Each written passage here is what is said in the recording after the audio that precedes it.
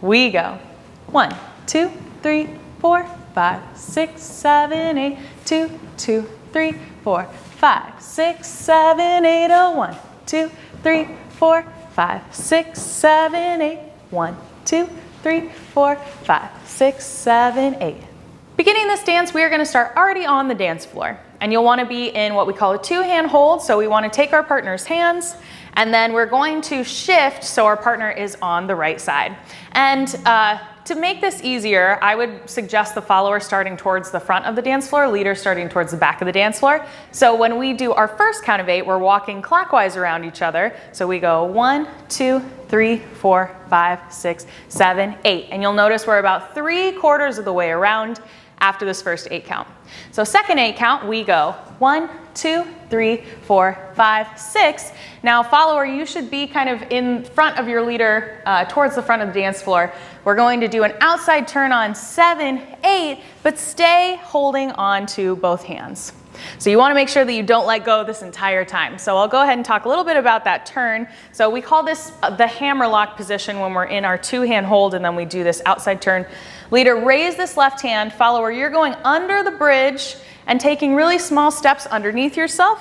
And then once we're in our hammerlock position, follower, your left hand should be on your back, and leader, your right hand should be there, and then your left hand should be in front of your stomach with your follower's right hand. So once we get into this hammerlock position, we have another 8 count to go around each other. So we're going to keep walking 1, 2, 3, 4, and then leader, once you're about to face the front of the dance floor, raise that left arm. Now it's your turn to go under the bridge and bring your partner around so we're in a side-by-side position.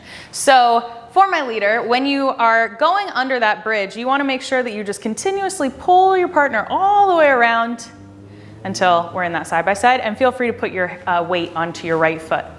So for my follower, you're just going to keep walking around. So you're going to feel your leader let go with their right hand to your left hand, and you're just going to keep walking around. You want to make those steps really close to your leader, really small, so that way we don't get too far away. We don't have a whole lot of time to do that, so make sure you keep moving. And then once we're here, leader is going to take the left hand up and over to their right shoulder. We're going to let go, get back out to a side-by-side position, and then we are going to roll into a free spin. So with the face loop, notice that we are putting the weight on the inside foot to get close. Notice, leader, your left hand is in front of your face and touching your right shoulder, and follower's hand should be behind your head. And then we let go, and we shift our weight back out to the side-by-side. Follower, you should have your right foot free because your leader is about to take you into a free spin to start our first pattern. So let's talk about the footwork really quickly. So as soon as you feel your leader bring you in for that free spin, you're starting on that right foot. You're going to go right, left, and then one more right step, and your left foot's going to be free to start the first pattern.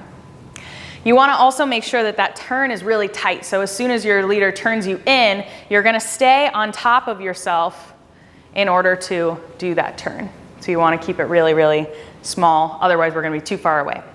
For my leader, you're going to be bringing your partner into that free spin using what we call a J lead. So you're drawing just a little J in the air. And what that's going to look like is with your partner's fingertips, you want to pull them close first, and then you want to turn them around kind of on top of themselves. So that way you can keep them close, but also you can keep them in one spot. So you want to make sure that you're not letting go too early, or else your follower could stay too far away from you. And you also want to make sure you're not holding on the whole time, otherwise your partner is going to wrap in like that. So we want to make sure that you pull, but then push your partner away, and we are ready to get into our first pattern. Something else that you can do, leader, for your feet, the only thing you're doing is bringing your right foot into your left foot, but then you want to transition that weight onto your right foot so your left foot is free to get started. So beginning the first pattern, both leader and follower should have that left foot free. We're going to do this last 8 count for you from a different angle. We go 1, 2, 3, 4, 5, 6, 7, 8. Great. And we're ready to get started with our pattern 1, which we'll demonstrate before we break it down.